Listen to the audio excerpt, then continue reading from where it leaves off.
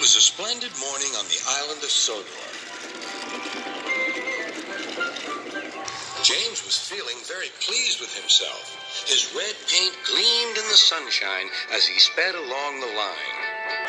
He reached the junction just as Percy puffed in with some freight cars. James was surprised to see him.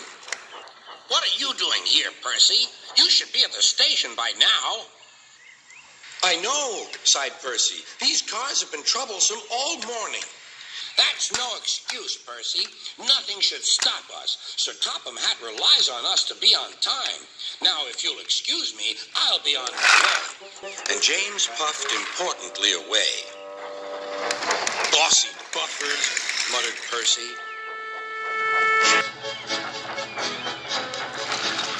James arrived at the harbor. It was market day.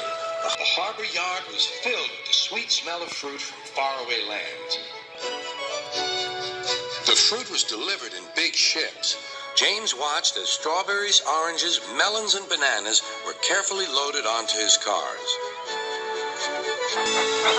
Then he set off for the station on the main line.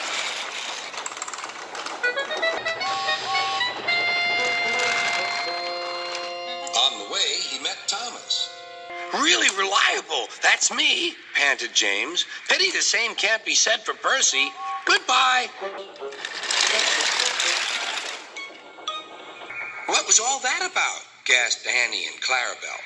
That was trouble. Trouble for James. Just wait and see.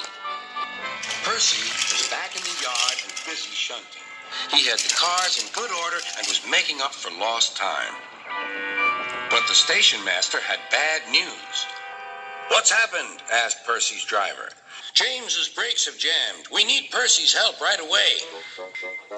Percy quickly set off to the rescue.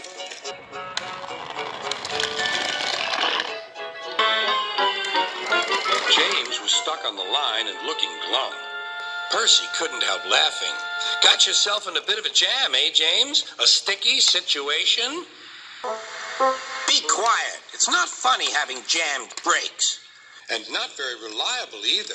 I'm surprised you let it happen, James. Nothing should stop us engines. That's enough, Percy, said the driver. Can you push these cars? Of course I can. There's no time to lose. James has done too much of that already. James angrily hissed steam as Percy was coupled to the cars. Off we go, said Percy. I'll have to go fast to get there in time. Those big engines are so unreliable. Be careful, Percy, called his driver. But Percy was in a hurry.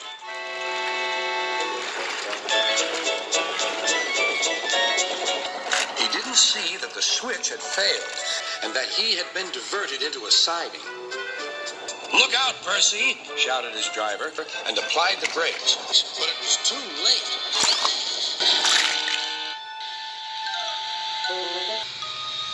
The driver and fireman had jumped clear, but squashed fruit squirted all over Percy.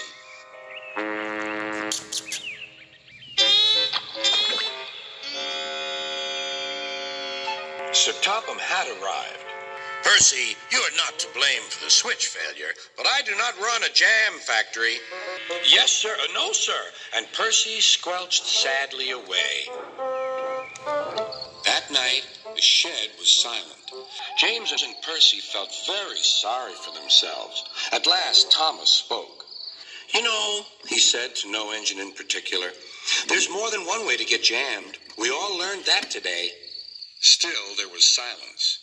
What's more, we also learned that sometimes when engines help each other out of a jam, things can still go wrong. So, said a voice, so that means we learned a lot today, and therefore... Then came a chorus. We're really useful engines after all.